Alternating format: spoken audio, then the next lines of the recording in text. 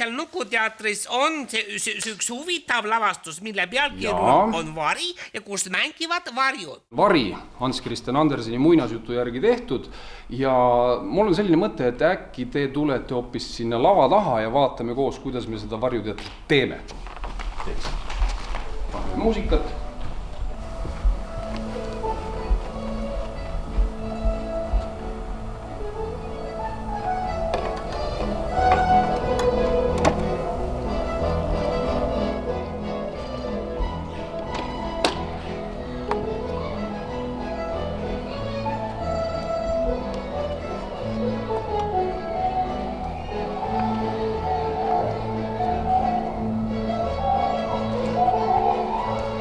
Lõunamaal lootis ta pühenduda luulekunstile, jalutada tänavatel, tutvuda inimestega, istuda kohvikutes ja kirjutada luuletusi.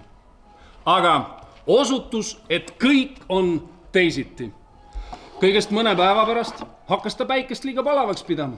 Kõik kohalikud elanikud, kes olid seal terve elu elanud, jäid päevaks katuse all. Aga mis etenduses edasi juhtuma hakkab, seda tulge vaadake juba teatris.